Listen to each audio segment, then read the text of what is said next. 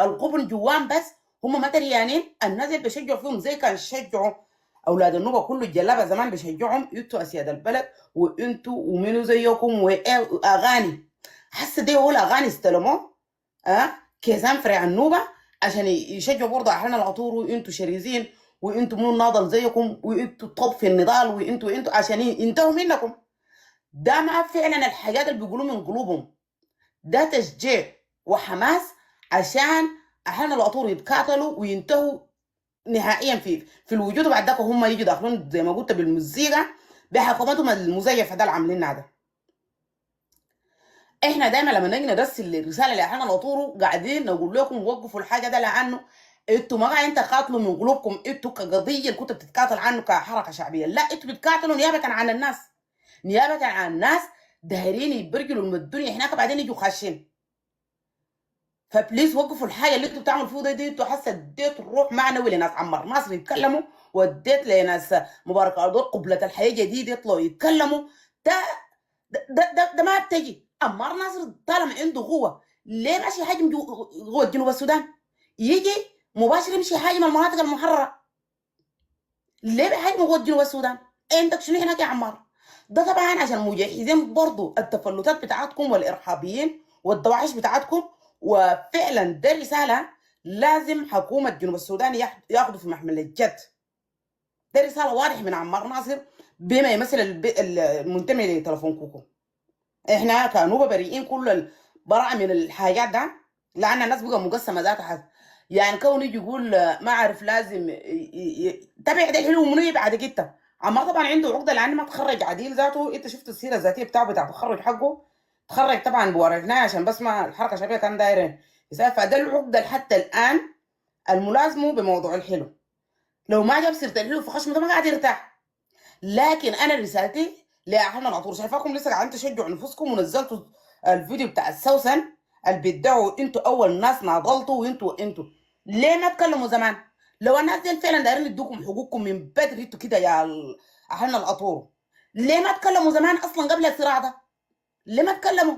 ليه كان ناكرين نضالكم قبل الصراع ده؟ ليه هسه بعد الصراع قام دايرين نشجع فيكم؟ ده نفس لعبه القوس النتن اللي حسب مصنفينه كارهابي ما داير يمشي النار براو. فلازم يشجعكم برضه انتوا القويين وانتوا شرسين وانتوا ما في كلام معسول ما هيجيبوا لكم، هيجيب كل كلام المعسول عشان بس يستنزفوا القبيله ده كله ينتهوا منه. وده حاجات عاملينها بنود عاملينها بعد يستنزفوا انتوا تكونوا خلاص يفتشوا تاني قبيله يدخلوكم كل قبائل قاعد هنا مسجله بالترتيب دايرين ندخل لكن باقي القبائل قاعد لهم بالمرصاد. ان احنا ما ورا ندخل قبائلنا في مأزق. وفي ناس قبل اليوم في معركه ما قاعدين يتكلموا عن قبائل، ما سمعنا اسم القبائل نهائيا الا بعد المعركه دورت في كوضه ولا عدم الامن زي حصل في كوضه بقينا نسمع القبائل. ابقى الناس دي يا اخوانا مترصدين قبائلنا ينتهوا منكم، ما حكايه العطور. لكن طبعا بيمشوا وان باي وان. فانا ما اعرف انتوا ما في زول عقلاء منكم يا احنا اللي يعطوه يفهموا الناس الكلام اللي بيفهموه اللي قاعدين يعملوه ده. ما في زول اعقل منكم كده يفهم الناس الكلام اللي بيعملوا فيه ده استنزاف لقبيله. ده ما معركه ولا انتوا شريزين ولا يحبين لكم خير ولا دايرين منكم دايرين يستنزفوا القبيله ده فقط.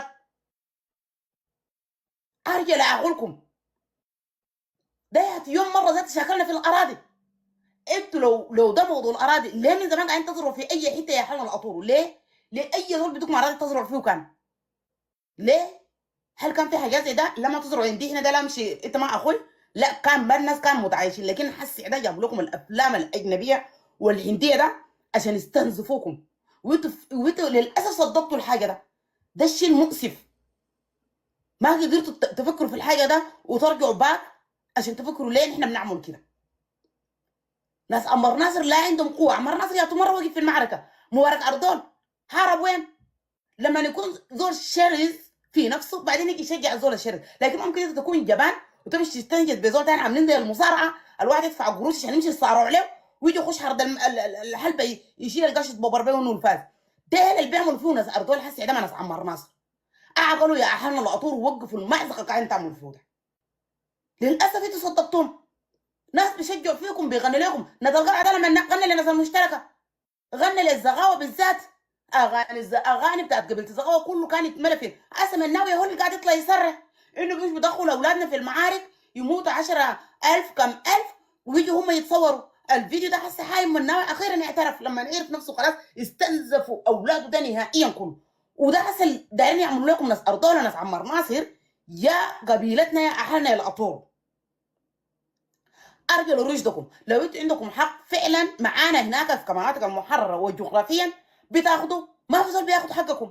كان بالمشاكل الناس مستعدين يشاكلوا تاخدوا حقكم، لكن كون تتشاكل عشان ترفع انسان تاني ده شيء مرفوض.